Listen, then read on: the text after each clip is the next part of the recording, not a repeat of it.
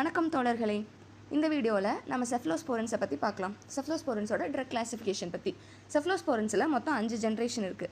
அதில் first 3 generation oral பேரண்ட்ரல் அப்படின்னு 2ஆக பிரிச்சிருக்கோம். First நம்ம ஓரலில் ஆரம்பித்து அதுக்கப்புறம் பேரண்ட்ரலை கண்டினியூ பண்ணலாம். இப்போது இந்த கதை பேசிக்காக அலெக்ஸுங்கிற ஒரு பையன் ஒரு பர்ஃபார்மன்ஸ் பண்ண போகிறான். அதை பேஸ் பண்ணி அதோட கண்டினியூவேஷனாக தான் இருக்க போகுது.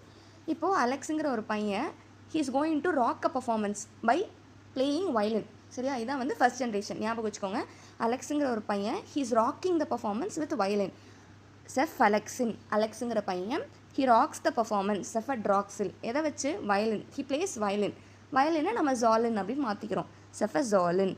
அலெக்ஸுங்கிற பையன் he rocks the performance with violin. அலெக்ஸின், ட்ராக்ஸில், ஜோலின். செஃப்ங்கிறது செஃப்லோஸ்போரனோக்கு எல்லாத்துக்குமே நம்ம ப்ரைமரியான காம்பவுண்டாக நம்ம வச்சுப்போம்.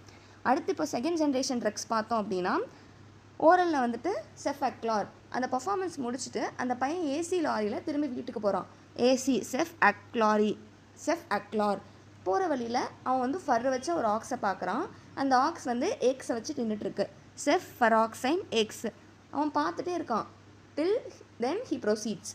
டில் X till cefprozil he proceeds. அடுத்து பேரண்ட்ரல் ட்ரக் பார்த்தோம் அப்படின்னா, அதுலேருந்து கீழே இறங்கி இன்னொரு இடத்துல போகிறப்போ அங்கே ஒரு ஆக்ஸை பார்க்குறான். செஃப் ஃபராக்சைம். அந்த ஆக்ஸ் என்ன வச்சுட்ருக்கு அப்படின்னு பார்த்தோன்னா ஒரு டின் உருண்டுட்டு போகுது அப்படின்னு ஞாபகம் வச்சுக்கோங்க. செஃப் ஃபராக்சைம், செஃபாக்சிட்டின். இதை ஞாபகம் வச்சுக்கோங்க. இதோட கண்டினியூவேஷன் தான் தேர்ட் ஜென்ரேஷன் ட்ரக்ஸ் இருக்கும்.